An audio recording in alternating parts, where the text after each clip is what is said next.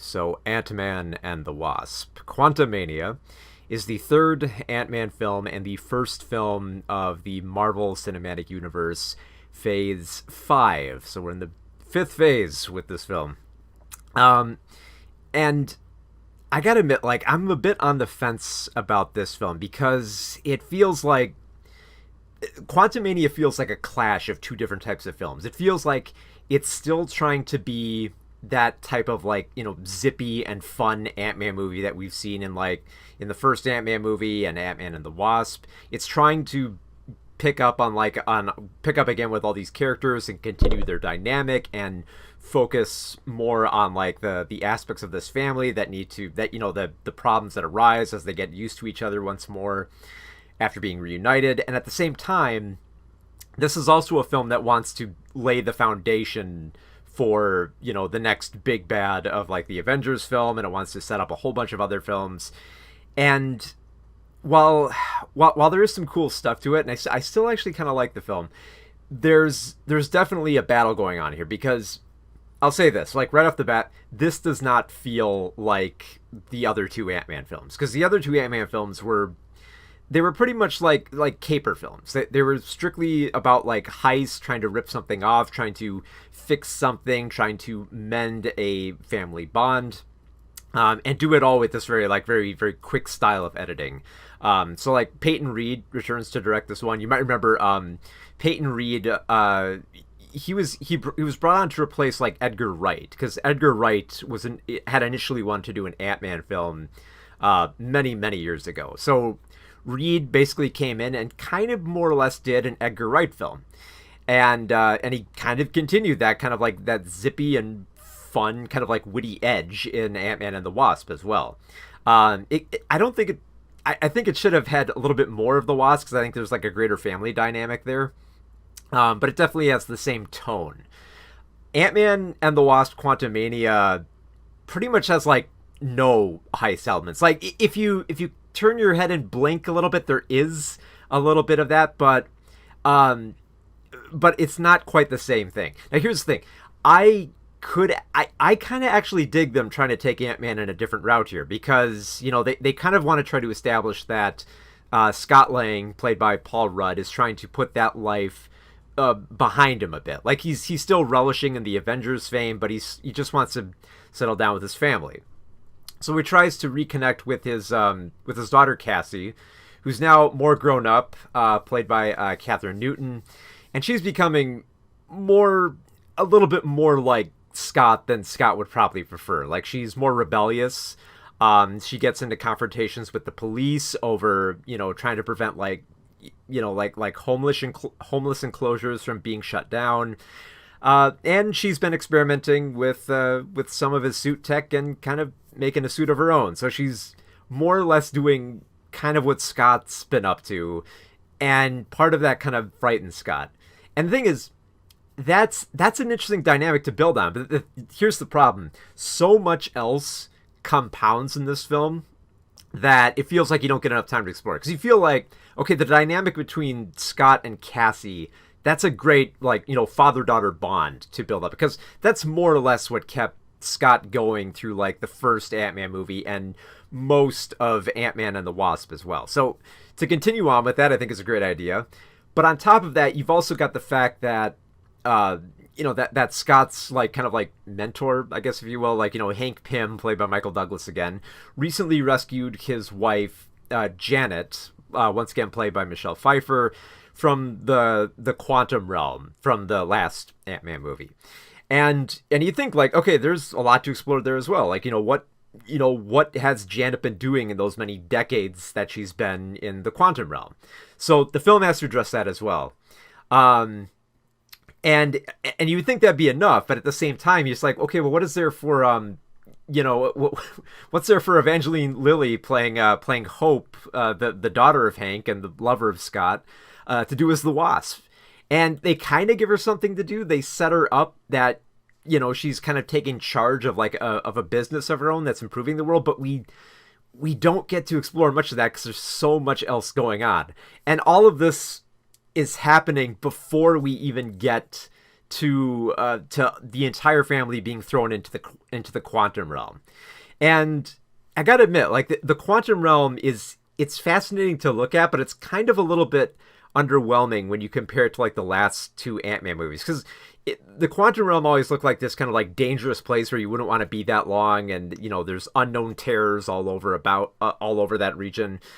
And here, when they get down there, it kind of just feels like a Guardians of the Galaxy planet where it's got some dazzling sights. It's kind of like got these like trippy backgrounds and lots of color and different like aliens who are like telepaths, and there's living ships and living entities that are like kind of like cyborgs. All these cool little creature designs that feel a lot more at home in like a Guardians of the Galaxy film than it does in an Ant-Man film, because as you might expect from the way that they set up that premise, we get a little bit of a Lost World type vibe here, where it's basically the Pym and the Lang family. They're thrown into this world and trying to figure it out, understand it, and try to find a way back home.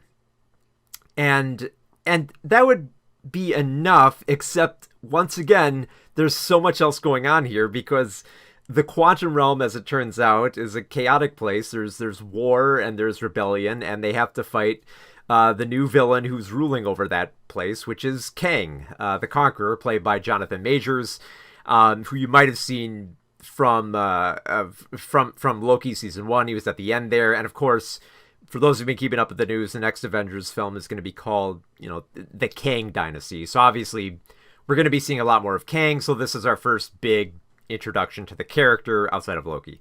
And to the film's credit, I actually do really love Majors in this role.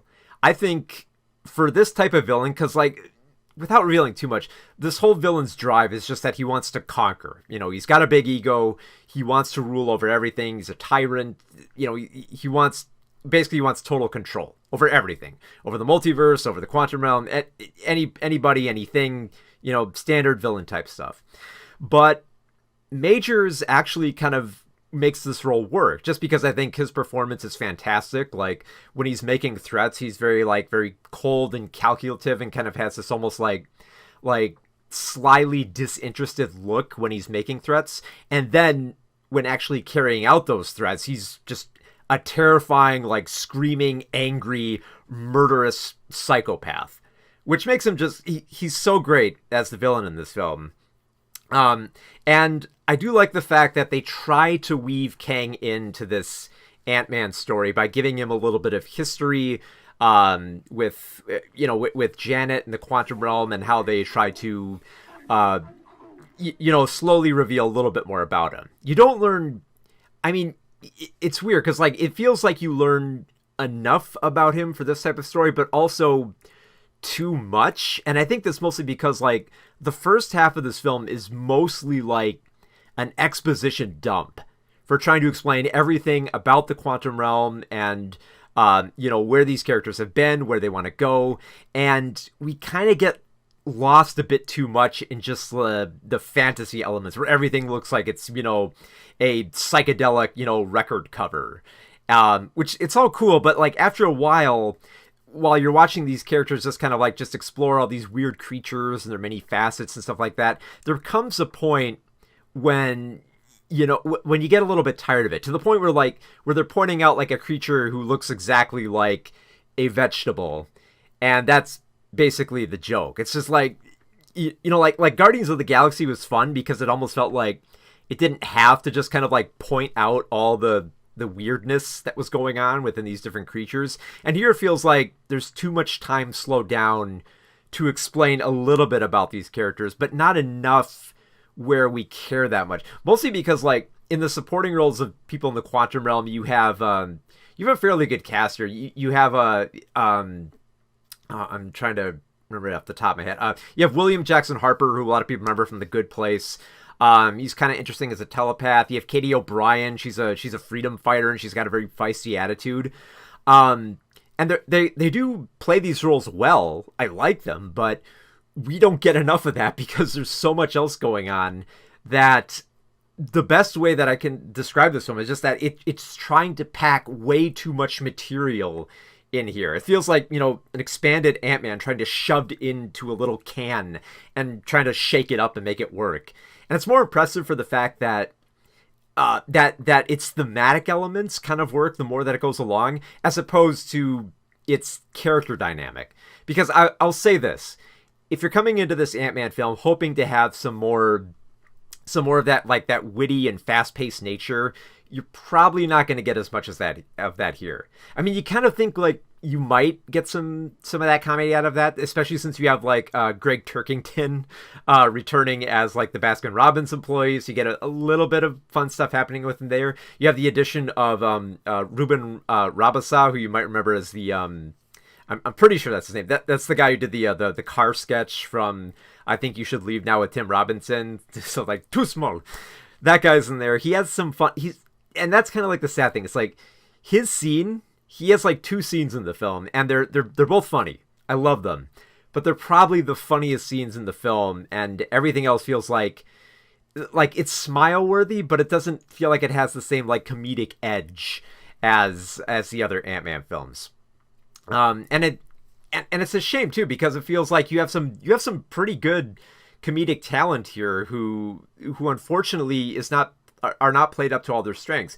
Like, consider the fact that you have Bill Murray in this film as one of like the inhabitants of the quantum realm, who plays a fairly big role, and they don't really do much with him. Like, I like, again, with everyone else in the cast here, Murray is trying with what little he's given here, but he's not given a lot, and it's mostly because like everyone in this, like, the cast is huge for this film, and they're all fighting for screen time here. They're all fighting to have their story arcs and their characters brought about in this film.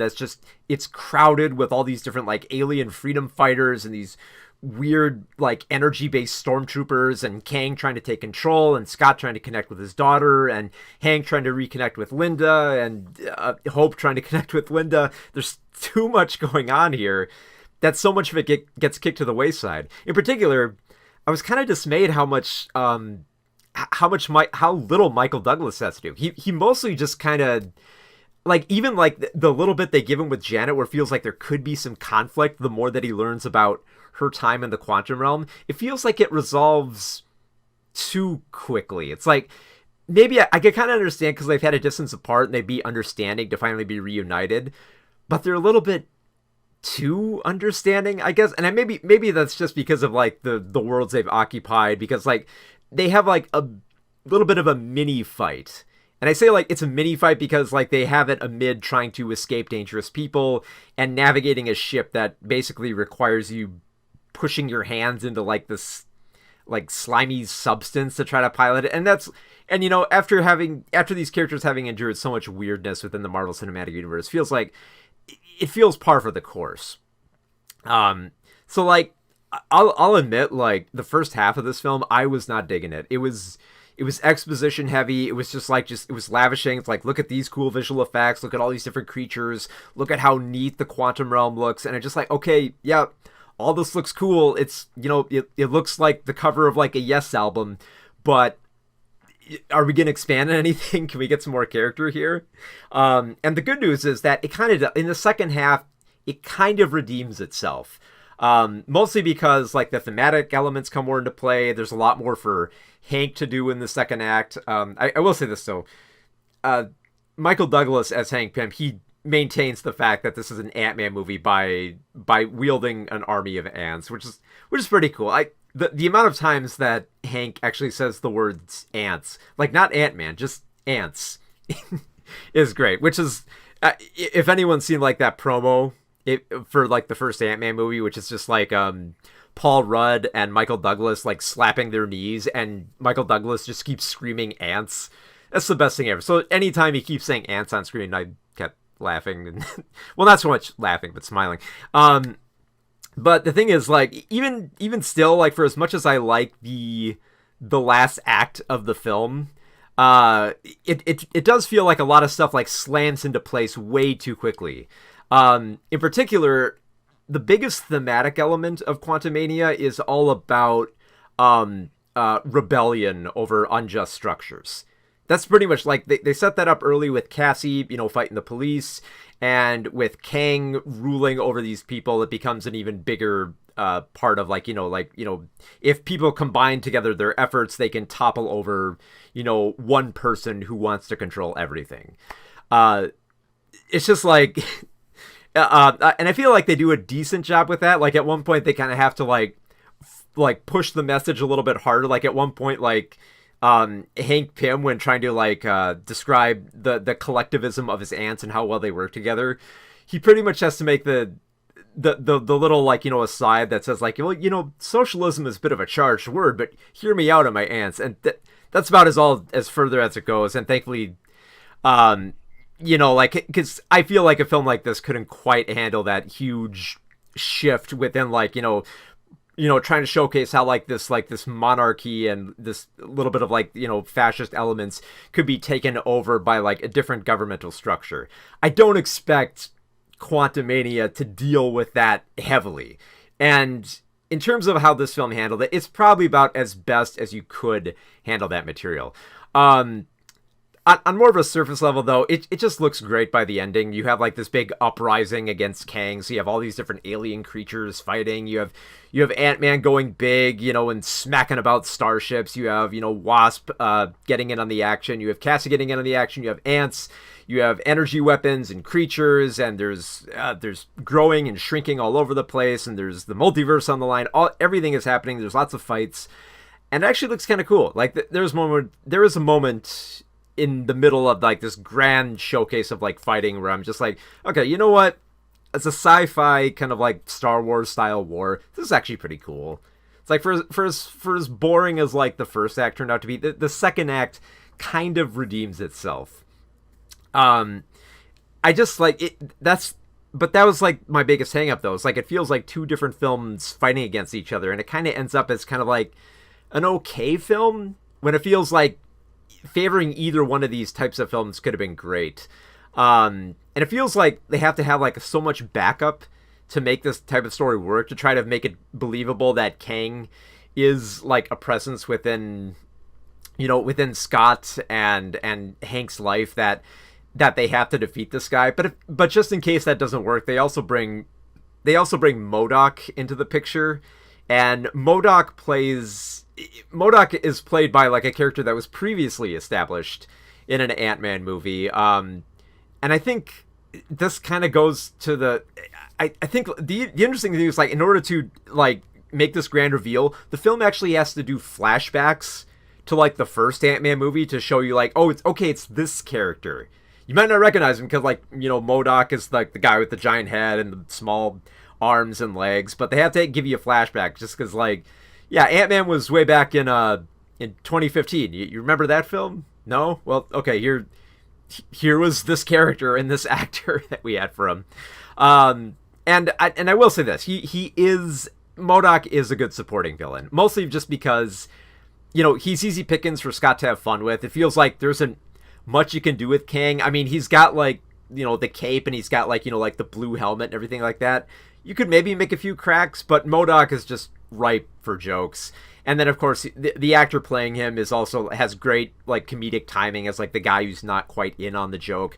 So there's a little bit of fun there, and I love the fact that they do play him up a little bit more in the second act. They kind of waste him a little bit in the first act. They really want you to believe that he's this serious killing machine, and then by the second act, it's just he becomes a little bit more of a joke, who's of someone with a fragile ego who empathizes with Kang. But that's I'm so conflicted about the film just because it has these two fluctuating tones of trying to be the fun type of Ant-Man film that we've come to expect, while also trying to be this kind of this major threat to the rest of the multiverse that is Kang the Conqueror. And it doesn't quite mix as well as I'd like. I don't want to say that it doesn't mesh at all, because there were a few moments where it meshes perfectly.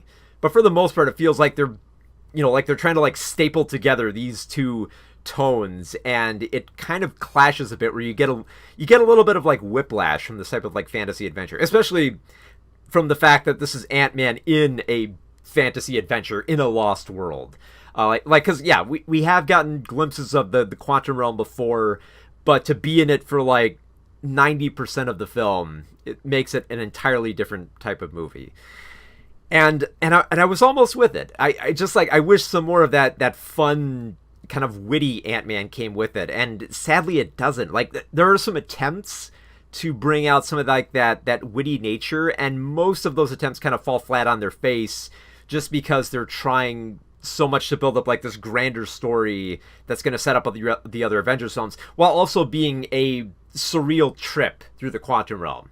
Like, just in case like you were worried that the quantum realm was just going to look like, it's going to look like the set from like the old Lost in Space show, which I that was my biggest fear.